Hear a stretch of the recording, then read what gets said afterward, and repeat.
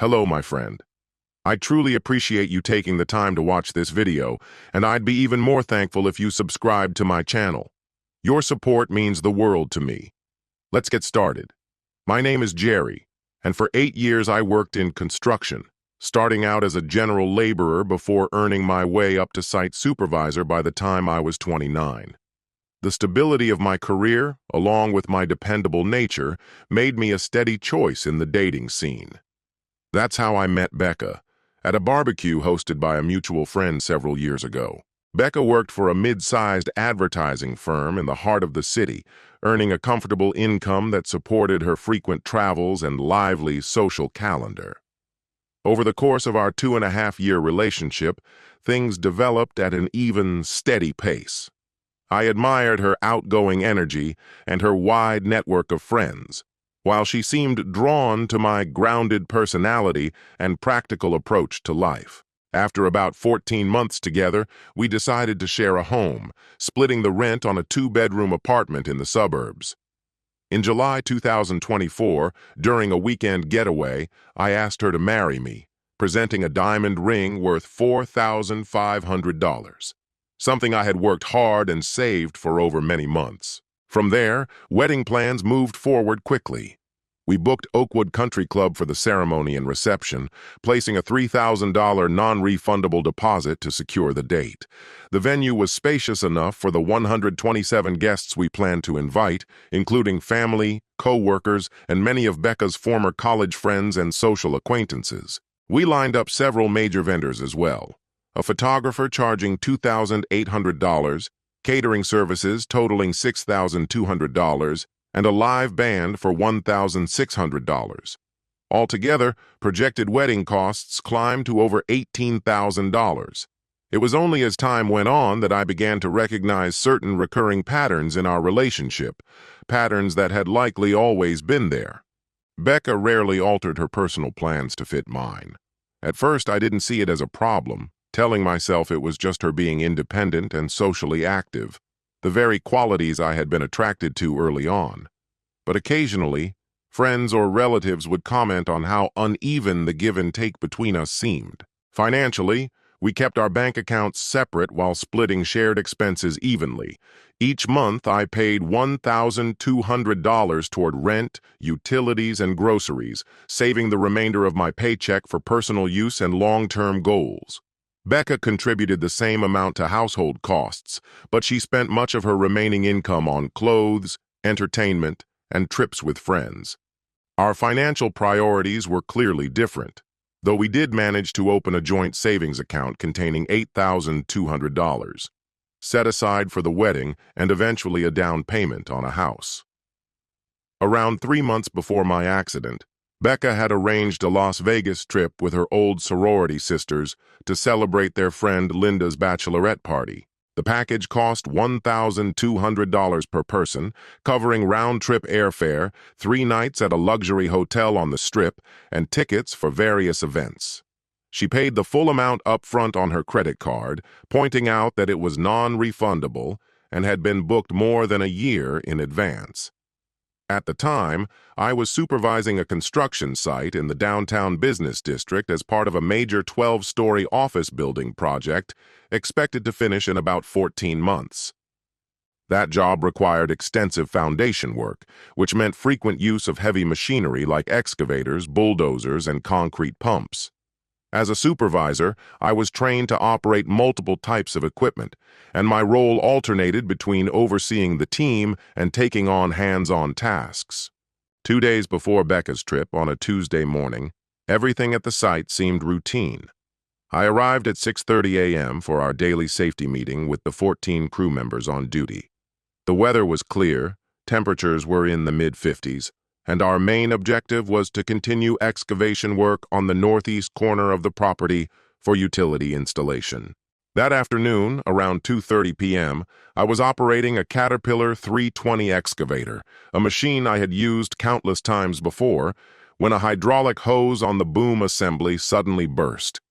The drop in hydraulic pressure caused the boom to slam down without warning. I attempted to jump free from the cab, but my left leg became wedged between the boom and the track frame. The crushing force caused a severe fracture to my tibia, leaving me in intense pain and unable to move. One of my experienced crew members witnessed the accident and immediately called 911, providing our location and the details of my injury. Others quickly secured the area and kept me still until help arrived. Within 8 minutes, paramedics were on scene, followed by firefighters carrying hydraulic tools to free my leg from the machinery. The EMTs administered pain medication, applied a rigid splint to stabilize the fracture, and moved me into the ambulance for transport to the nearest hospital equipped with orthopedic specialists. I stayed awake during the ride, though the pain was overwhelming despite the drugs. My vital signs were stable, and the medic started an IV for fluids and additional pain relief. By 3:15 p.m., I was in the emergency department where an orthopedic surgeon examined the injury. X-rays revealed a displaced tibia fracture that required surgery and internal fixation.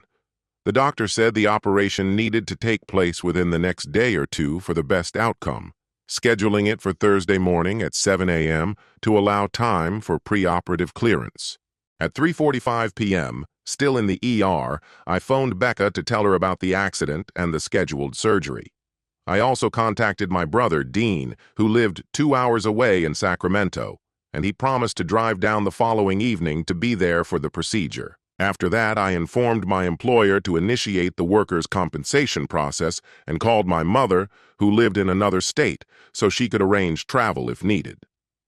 Becca arrived at the hospital roughly an hour after my initial call. I gave Becca a detailed account of my injuries, explaining the nature of the surgery I faced and how long recovery would take. She initially expressed concern, and we spent the evening together, until she announced she needed to leave to get ready for her upcoming trip. The fact that she still intended to travel, even after seeing my condition, left me speechless. I held back any argument, hoping she might reconsider on her own, but she walked out without hesitation.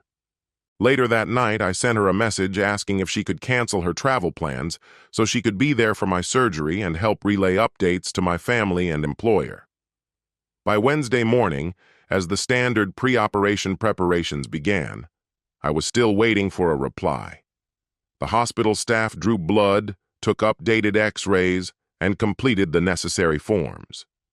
My anxiety about the procedure only grew as her silence continued. When her response finally arrived, it revealed her true priorities more clearly than anything before.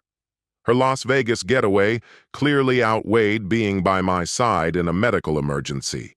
The fact that her trip was non-refundable seemed, to her, more important than offering any emotional or practical support during my surgery and early recovery. At 11:33 a.m., I replied with only 2 words: my mistake. That short message captured both my disappointment and the clarity I now had about where I stood in her life. I didn't try to argue or persuade her. Instead, I began accepting what her choice meant for our future together and the wedding we had been planning. The next morning, my surgery began on schedule at 7 a.m. Dr. Williams and her team spent 2.5 hours repairing the break, inserting a titanium rod and locking screws to secure the bone. The operation was smooth and completely successful.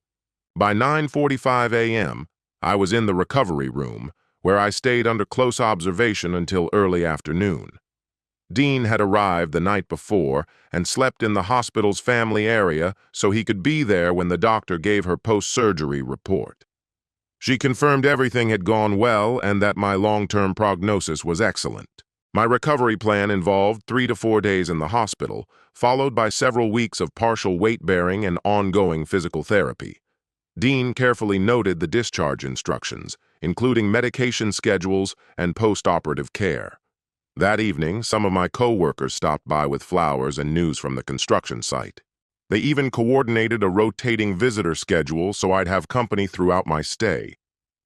Their genuine care stood in stark contrast to Becca's absence, proof of the difference between friends who put my well-being first and a fiancé who chose leisure over support when it truly mattered.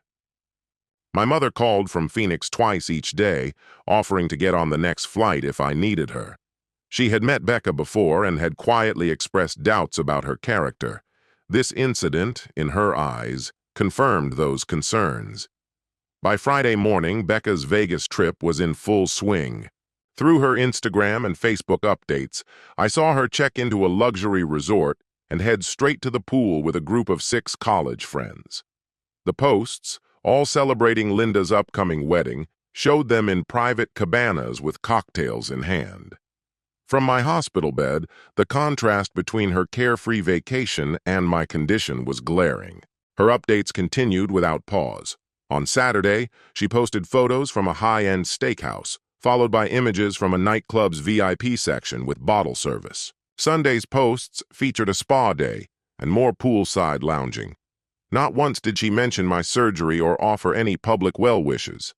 Meanwhile, my own recovery was steadily moving forward. Physical therapy started Saturday with light exercises to improve circulation and prevent clots. The pain medication kept things manageable, though I still battled some nausea and dizziness. Dean stayed for most of each day, helping with meals and coordinating visits from friends and relatives. Late Sunday night, while still in Las Vegas, Becca began calling my phone repeatedly between 8 p.m. and 10:30 p.m. Pacific time, likely during pauses in her nightlife plans. I ignored every call, each one reinforcing my decision to reevaluate our relationship. On Monday, while flying home, she tried again. 4 calls between 2 p.m. and 7 p.m., and left voicemails I didn't bother to check right away. Her persistence hinted at growing concern, but her absence during my surgery and recovery had already spoken volumes.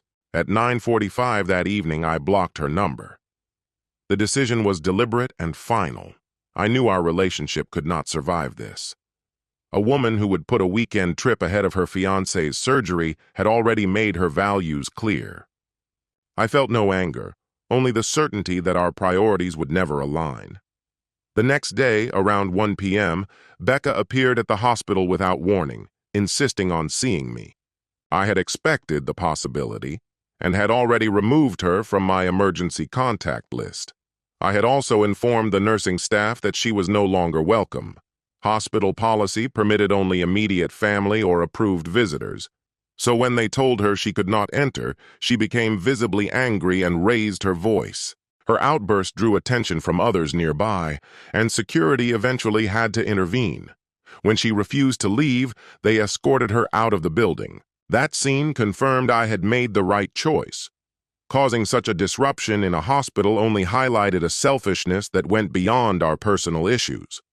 Later, several nurses told me they agreed with my decision, calling her behavior entirely unacceptable. At precisely 7:30 p.m. on Tuesday, my phone screen lit up with an incoming call, Becca's mother. Throughout my relationship with Becca, I had maintained a courteous and respectful connection with her parents, though I'd always sensed a quiet undercurrent of disapproval toward my hands-on working-class profession compared to their daughter's polished corporate career. There was no small talk. She dove straight into an emotional appeal on her daughter's behalf. She said Becca had called her earlier that evening in tears, upset over being refused a visit to see me at the hospital. According to her, Becca felt deeply embarrassed by what had happened there and couldn't understand why I wasn't answering her messages. Her mother insisted I explain myself and went as far as to say I owed Becca an apology for publicly humiliating her. I listened without interruption for about 3 minutes before politely cutting her off mid-sentence and ending the call. I blocked her number immediately, recognizing that Becca's family would almost certainly defend her perspective rather than acknowledge the reality that she had chosen a vacation over being present for my surgery. That brief conversation confirmed what I had already suspected. Becca was painting herself as the victim while sidestepping any responsibility for her decision. The next numbers I blocked were her father's and her younger sister's, the same sister who had once texted me about wedding arrangements. I added 2 aunts to the list as well, both of whom had played active roles in organizing our engagement celebration. This was no impulsive move. My intention was to remove any avenue for indirect contact through family members. By the time Wednesday morning arrived, my focus had shifted entirely to calling off the wedding. The choice was final, based on the clear incompatibility revealed by her unwavering commitment to her Vegas trip. From my hospital bed, with my phone and laptop at hand, I began systematically unraveling 9 months of wedding planning and financial commitments. My first call was to the venue, since their policy required as much advance notice as possible to cancel. The events coordinator expressed sympathy for my situation, but reminded me that the $3,000 deposit was non-refundable under the contract. Our date was taken off the calendar, and all associated services, setup, catering coordination, and audio-visual rentals were canceled on the spot. The photographer's terms were slightly more forgiving. I had paid him a $1,400 deposit, half the total cost, with the rest due 2 weeks before the ceremony. Because I was canceling more than 6 months in advance, $1,000 of that deposit would be returned within 30 days. I sent over my bank details and requested written confirmation of the termination. The caterer's contract offered the best outcome. It allowed for a full refund minus a $500 planning fee if canceled more than 90 days ahead. The coordinator processed it right away, and within 2 business days, $5,700 was back in my account. The wedding band was the harshest of all. Their agreement stated that the $800 deposit was forfeited under any circumstances, no matter how far in advance the booking was canceled. Once a date was reserved, they declined all other engagements.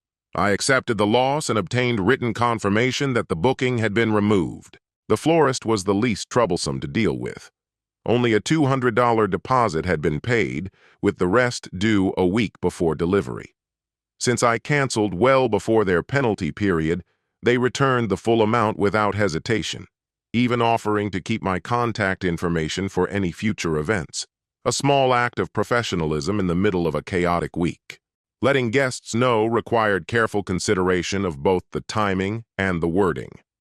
My list had 127 names, relatives, work colleagues, old classmates, and mutual friends. I decided on a short, neutral email that stated the essential facts without revealing personal details. It went out early Friday morning to everyone simultaneously, ensuring the news came directly from me rather than through rumors. The responses varied. Some family members called asking for more explanation, while co-workers reached out to check on my recovery from the accident. A few of Becca's friends expressed surprise and disappointment, but refrained from pressing for more. I stayed firm in my decision not to share the private reasons behind the cancellation. The engagement ring required me to check state law regarding broken engagements. Where I live, rings are considered conditional gifts that return to the giver if the recipient ends the engagement. But because I had been the one to officially end things, the $4,500 ring legally remained hers. The financial separation was more complicated than canceling vendors. Our joint savings account contained $8,200, with records showing I had contributed $4,700 and Becca $3,500, excluding interest. I withdrew my proportional share, including accrued interest, and left the rest for her to collect. The apartment proved the most difficult matter to resolve. With both our names on the lease, I contacted the property management office to explain my hospitalization and ask about early termination. They offered a buyout, 2 months' rent plus forfeiture of the security deposit, amounting to $3,100. I agreed and arranged for my friend Dean to manage the move-out on my behalf. Living together for 2.5 years meant our possessions were deeply intertwined.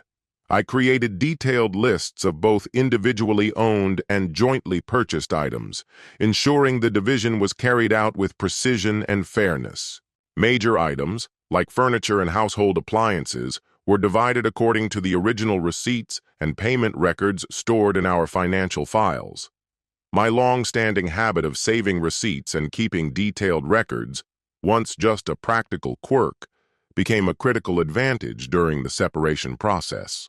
By the following Friday morning, exactly 1 week after my surgery, I had already managed, from my hospital bed, to cancel or revise every aspect of our wedding arrangements and shared plans. The non-refundable deposits and cancellation fees totaled about $4,300, a significant sum, but one I could handle under the circumstances. Above all, I had achieved a complete break from Becca and her family, leaving no loose ends or lingering obligations behind. My physical healing moved forward steadily alongside the dismantling of our wedding plans. The surgical incision was closing cleanly, with no sign of infection. Routine physical therapy helped me maintain range of motion and strength in my injured leg, though placing full weight on it remained off limits for several more weeks. During her daily visits, the doctor expressed satisfaction with my progress. My support system, built from both family and colleagues, proved invaluable during this time.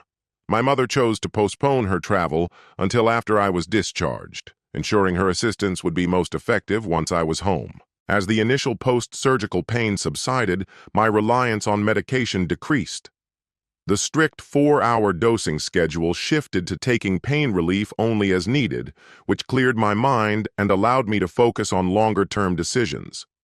The forced pause from work gave me room to examine my relationship patterns and personal priorities, issues I had often pushed aside in the past. Even before leaving the hospital, I began taking steps toward a new chapter. I searched for one-bedroom apartments, prioritizing ground-floor units to make mobility easier while I recovered. I also researched physical therapy centers covered by my insurance, narrowing the list to those experienced in treating work-related construction injuries. These concrete actions gave me a sense of momentum in an otherwise difficult period. During visits, a few co-workers mentioned that Becca had been contacting them for updates after being denied entry to the hospital. They told me she had even called the main office of my construction company, introducing herself as my emergency contact and demanding information about my condition and location. The office manager referred her to the workers' compensation administrators, who correctly explained they were not authorized to release medical details to anyone outside my family. This only reinforced my decision to maintain a complete communication cutoff. Her attempt to use professional channels to bypass my explicit boundaries demonstrated a continued lack of respect for my wishes. I made it clear to all colleagues that no updates about my health or future plans should be shared with Becca or her relatives under any circumstances. The last days of my hospital stay passed quietly, marked by steady improvements in movement and pain control. My physical therapy advanced from basic exercises to assisted walking with crutches, while occupational therapy covered practical skills for living independently during recovery, navigating stairs, bathing safely, and adapting cooking routines. These lessons boosted my confidence in managing life on my own. Dean's unwavering presence throughout my hospital stay strengthened our friendship in ways I hadn't expected. We had always stayed in touch, but this ordeal revealed the depth of his loyalty. We arranged for him to visit regularly during the early stages of my recovery, providing both practical help and emotional support. On Sunday evening, my doctor conducted a final checkup, confirming that my wound was healing well and my mobility was ahead of schedule. She gave me a list of at-home exercises to complement my outpatient therapy and scheduled bi-weekly follow-ups for the next 2 months. Her outlook was optimistic, predicting a full recovery with minimal long-term effects. Monday morning was spent completing discharge papers and making final preparations for life outside the hospital. Since I hadn't yet secured a lease, a close friend offered me a temporary place to stay. As I prepared to leave St. Mary's Medical Center, I reflected on the whirlwind of events from the past week. What began as a workplace injury had unexpectedly exposed fundamental truths about my relationship and my values. Becca's choice to prioritize a Vegas vacation over my surgery had been painful but clarifying. It spared me from entering a marriage destined to be unstable. My friend arrived in a car that easily accommodated my crutches and medical gear. The short drive to his apartment brought me to a place that met every need: ground floor access, along with a kitchen and bathroom already fitted with the safety features occupational therapy had recommended. Over the following weeks, I continued to make steady gains. Outpatient therapy helped rebuild my strength and range of motion. Financially, my workers' compensation benefits covered living expenses, supplemented by personal savings built over years in the construction trade. This experience permanently reshaped my approach to relationships and priorities. Any future partner would need to demonstrate their loyalty in difficult times, not just when life was comfortable. Becca's actions had served as an unintentional but unmistakable test of character, one she had failed completely. I kept all communication with her and her family cut off. Dean helped coordinate the retrieval of my belongings from our former apartment, ensuring they were packed and delivered to my new address without requiring me to see her in person. This careful, organized approach avoided unnecessary conflict and ensured a fair division of our property. Looking back months later, I realized that while the accident had cost me physically and financially, it had also spared me from an even greater loss: marrying someone whose values were incompatible with mine. The loss from non-refundable wedding payments and cancellation charges felt insignificant compared to the potential financial ruin of a divorce, or the far greater emotional damage of uncovering Becca's real character after we were already bound by marriage. What had first struck me as a crushing, hurtful message eventually transformed into a moment of clarity, and with time, something for which I felt genuine gratitude. In the space of just 14 words, Becca revealed her essence, showing me exactly what I could expect from her when life became difficult. Her casual decision to put a vacation ahead of standing by me through surgery turned out to be the most honest communication she had ever given me, free from charm, excuses, or the careful facade she had maintained until then. And with that, our story concludes. I'd be glad to hear your reflections in the comments. Thank you truly for watching. If this account struck a chord with you, I encourage you to check out the other stories on this channel. Until we meet again, my friend.